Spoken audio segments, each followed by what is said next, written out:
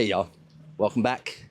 So I've been living in Copenhagen for 3 years now, and it turns out normal looks completely different here. So today I am going to rank 25 Danish norms from mild at the beginning to the last 3 that would actually get you put in jail in the US. And unfortunately, if you click that link, I may know a little bit of something about that. But for those of you that are new here, I'm Nick. I'm a 30-something from a small town in the south in the US that has now called Copenhagen home for the last 3 years. And I'm pretty new to this whole YouTube thing. So subscribe, follow along, and I think there's a lot of fun stuff around the corner. But for our very first of the Danish norms, number 1 is gonna deal with this place right here, Danish grocery stores. Come on in with me. So the big thing that really shocked me about grocery stores in Denmark is the amount of generic items on this shelf. Very few branded things that you will see. And I think coming from a super consumer-driven place like the US, that was one thing that really shocked me. But the real star of the show in the supermarkets is the divider. If you don't use it, you will go straight to hell and everybody will look at you. So, word to the wise, use the divider. Number 2 has to do with the insane discipline around following the rules at a traffic intersection. So, this is the first take. I'm walking up to an intersection here, and no matter if it's raining, like it is right now, or if it's 3 in the morning, everyone here follows the rules with the traffic crossing. So if it's green, people are walking. If it is red, people will not walk. So as you can see here, a lot of order, nobody busting across at the red light. And I'm so used to, a few years in New York where people jaywalk, people, do not care about the hand is a suggestion. But here, clear rule. If it's green, walk. If it's red, you don't walk, even if it's 3 in the morning. Number 3 has to do with cycling no matter the weather. So if you look right across from me, it is raining, it is cold, but the Danes are still cycling. I live right over a cycling lane that I can see from my apartment. And the other day it snowed 3 or 4 inches, and there was a rush of bikes going by. The perspective here is there is no bad weather, there's only bad clothing. And number 4 has to do with how quiet public transportation is. Case in point. And also, golden rule, don't sit down beside somebody unless you absolutely have to. That's the way we do it. Number 5, do not talk to strangers. Do not make small talk. That is one thing I've had a hard time with since moving here because I am, number 1, American, aka we're known for being kind of loud. And then also I'm just an outgoing, loud person myself. So that has been a big struggle with me. But I think the Danes are not used to being approached in public. I remember my first couple of days in Copenhagen. I was walking around with a German friend of mine, and we came across this really cute dog, and it was coming up to me, and I got down on my knees and I was saying hello to it, and the owner just looked at me like I was like trying to finger him, like like I was doing something I wasn't supposed to. And my buddy told me, he's like, dude, don't do that here. Tuck your Americanism for a bit, and don't do that here. This is just kind of outside of the norms of what the Danes are used to. So, not saying there's a right or a wrong way, and I typically fight that norm, but that is kind of how things are done here. 6 has to do with something called MIT ID. So MIT ID and I have become really good friends. What it is a government-provided authentication app. So essentially, when you want to log in to do your taxes, when you want to set up an auto-paying bill, when you want to get a cell phone, when you want to register an address, everything government-related, everything taxes-related, housing-related, any of your kind of bills or, important personal things are done through what's called MIT ID. There's an app you authenticate with, either, through approving it directly on the app or scanning a QR code, and it makes life so easy. For instance, in the US, it would take me hours and hours and cost a couple of $100s to do my taxes the right way. But here, when your date comes, you can simply log into the SCAT, which is the tax authority website, sign in with your MIT ID, and within seconds, you get a green number or you get a red number. Red means you pay, green means you are getting a return. And that is usually processed within 5 days. So it's amazing what, one little app and how it can have an impact on your everyday life. Number seven has to do with work. And it's actually been one of my favorite things about working in Denmark, as tiny as it may be. But lunch is provided by the employer at almost every Danish company, and it is subsidized. You do pay maybe $1 or $2, maybe per day for food, drinks, but everything is typically stocked in the office with drinks, coffee, as well as your lunch is provided. I found that to be such a beneficial perk. I never have to leave the office during the day and, can enjoy some time with coworkers, but very different from my experience working anywhere else in the world. And also, important thing here is a lot of companies typically eat at really early times. My first job here in Denmark, lunch was served starting at 11:30, and if you didn't get there early, you might not get food. So definitely a shock to me. Number 8 has to do with furniture.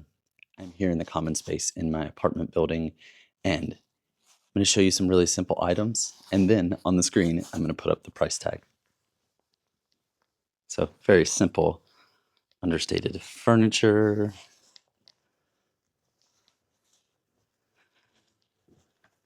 And these coffee tables. While it may not look expensive, it is extremely expensive. Number 9 is to do with the level of personal style that almost everybody has here in Copenhagen. I think that especially Copenhagen street style has become kind of a sensationalized thing over the last few years. But it is really impressive to see how almost everyone here puts effort into their clothing, puts effort into, staying hip and in style. And it is actually amazing to see how it is so widely followed.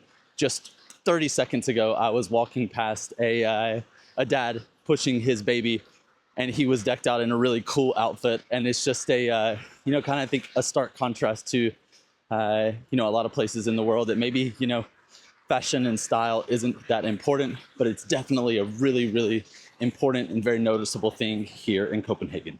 Number 10, leaving the office at 4 p.m. guilt-free. In Denmark, hustle culture, grind culture does not exist.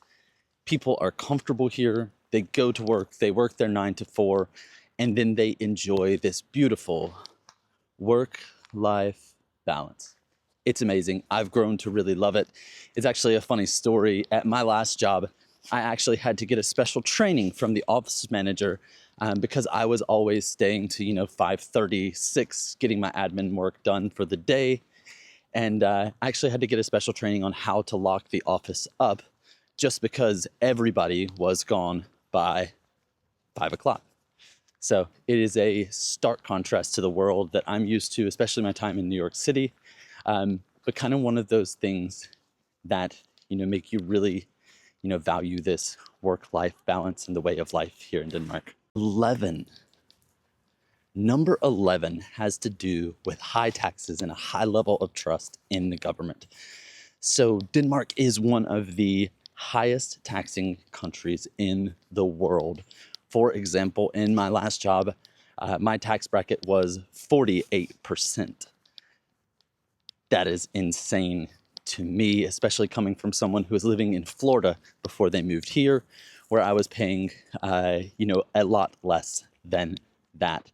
And I even had a boss in my last job who is in the 55% tax bracket. So you can actually pay more taxes than you get to keep, which is an insane idea to my American brain. But I think the thing is that people do not complain about the level of taxes they pay here because they actually see systems that work.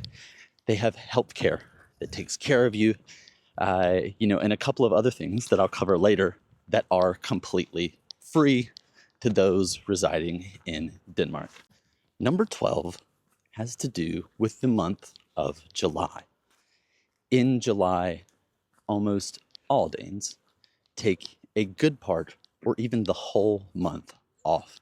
It's a very sacred time here in Denmark. That is when people take their summer vacations with the family and go do things outside of Denmark.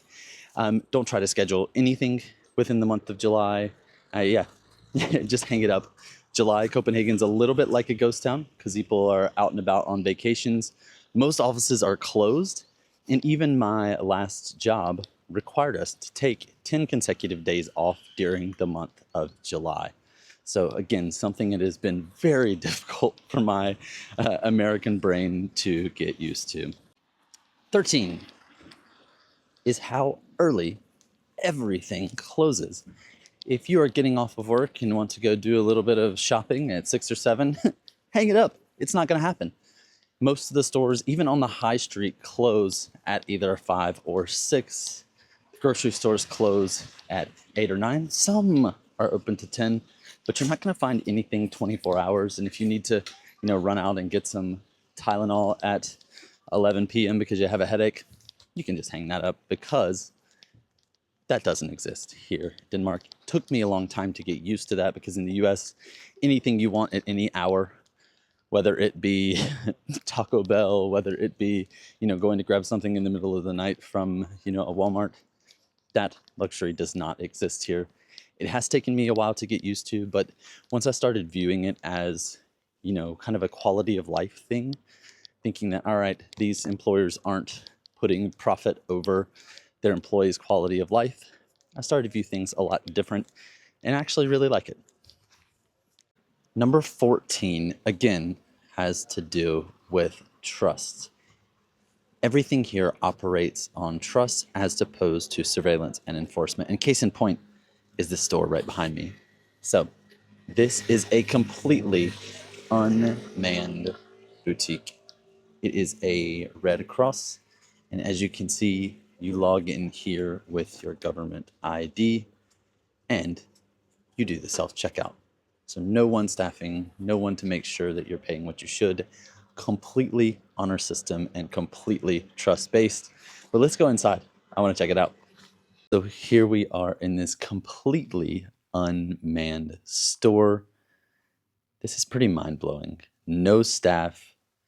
Cash register here, you self-checkout, you pay, and everything has a price on it so you know what to charge. I can tell you that something like this would last about 30 minutes in most places in the US.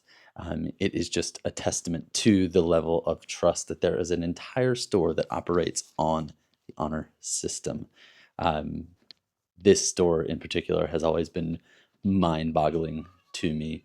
And I just think it highlights some of the, things that make this such a happy place to live. And if you want to see more about that, and what makes Denmark and Copenhagen so happy, click the link above.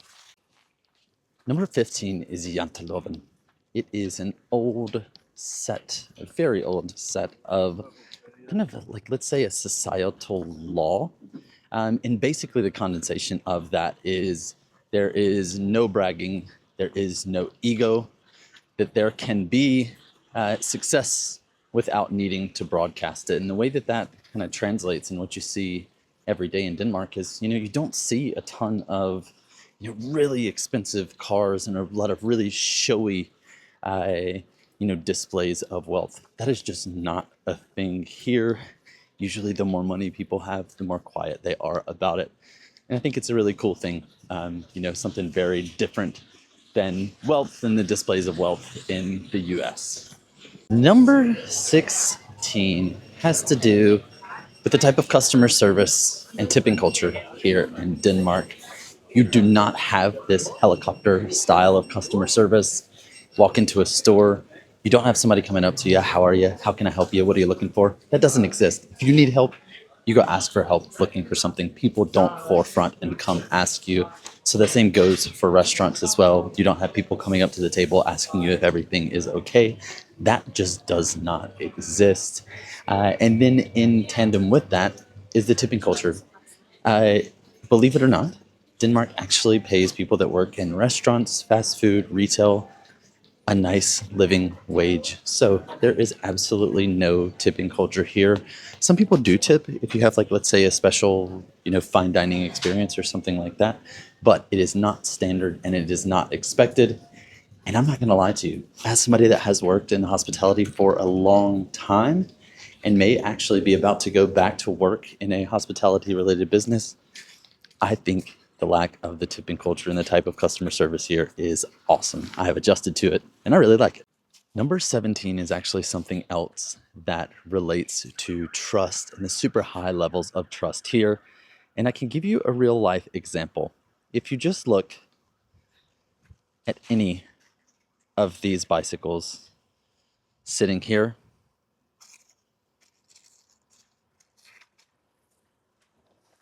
they are locked to nothing. Yes, they are locked to themselves, and there is a very low level threshold of securing your bike. But it is extremely common, and more common than not, that people just don't lock their bike to anything. I know in a lot of places in the world, if a bike is locked to itself, all right, I can pick that up, toss that in a truck, and it's gone. It wouldn't last long in a lot of other places in the world, but it is the standard here. And it has been something very tricky to me because I'll see friends that maybe have maybe a more expensive bike, which is actually quite uncommon here. But we'll just lock it to itself, leave it outside of their apartment, no questions asked. That is a very unique Danish thing. Number 18, you can see in the background here, is that the sauna and winter swimming are a way of life. So this actually just happens to be a sauna boat. How cool is that? That's pulled up here in Islandsbøge, kind of just near the center of Copenhagen. So it's a boat with a sauna on board that they take you around the harbor.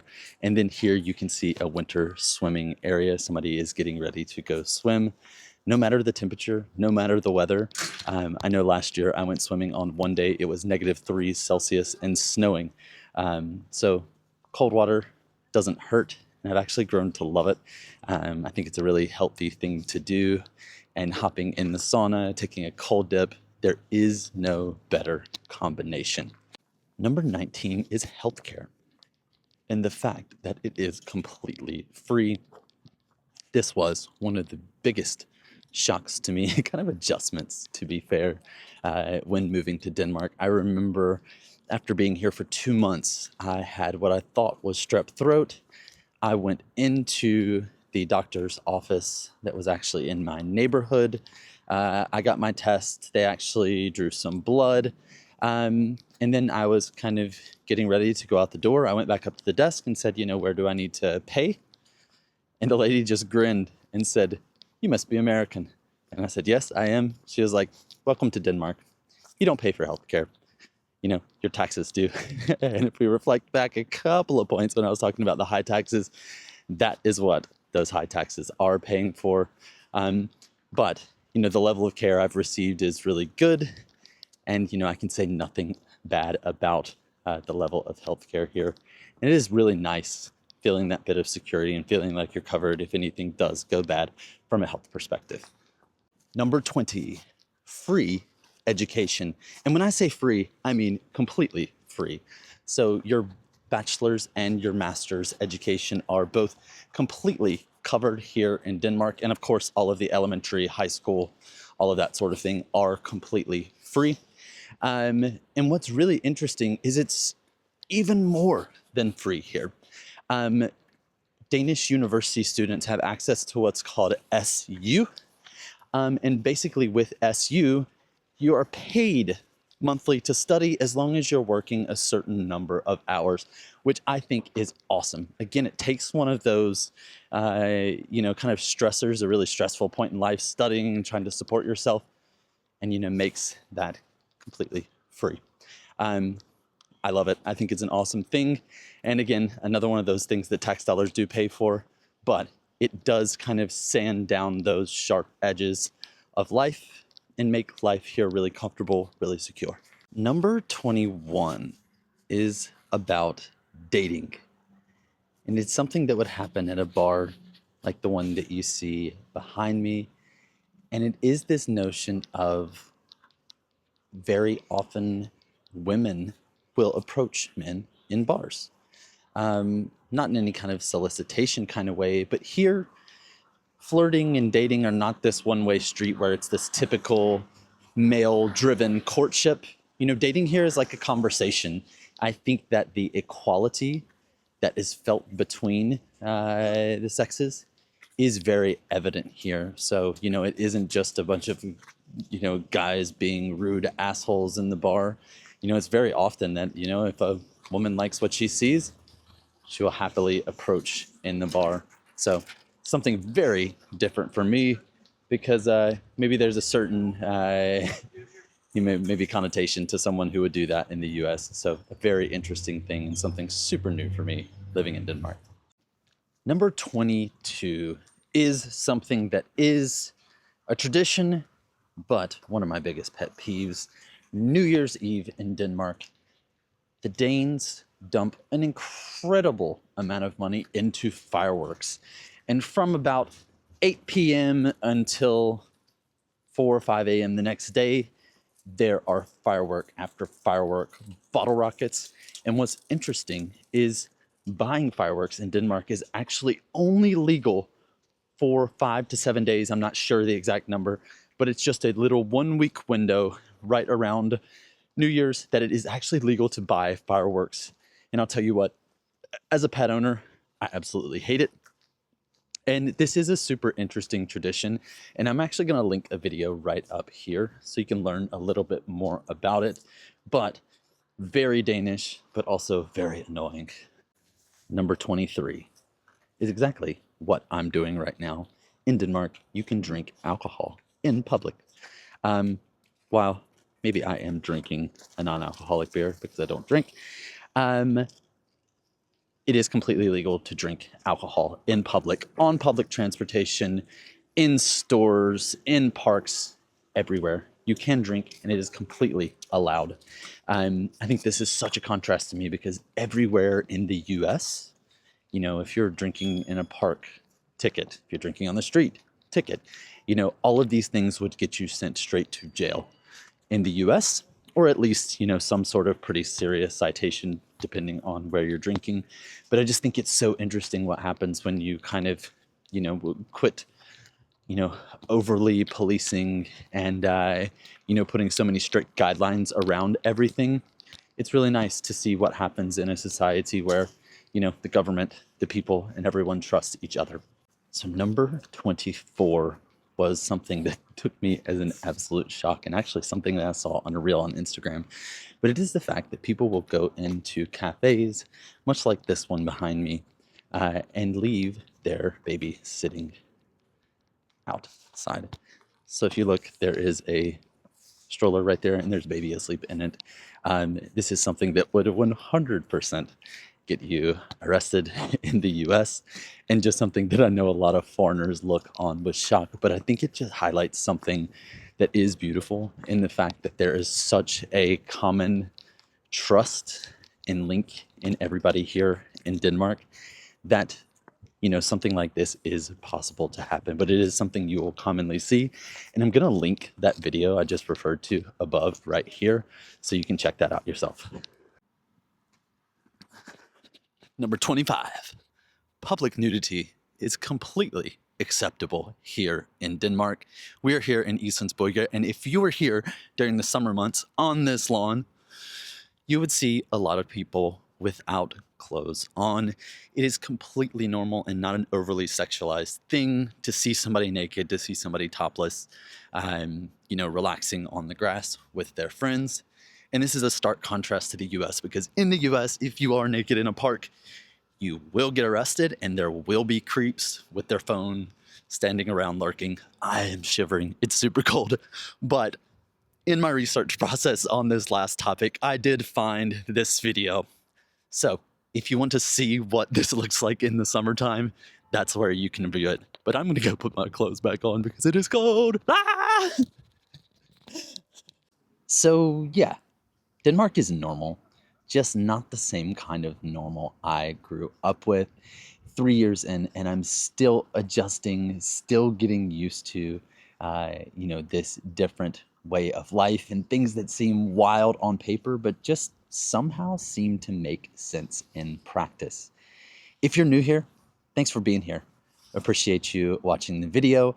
And if you've been around, thanks for coming back. If you enjoy videos like this, hit that subscribe button. I'm putting out a video once a week, so make sure you come along for the ride. And I'd love to hear in the comments what kind of aspects about Danish life you'd like to see next, or what type of videos you're really enjoying.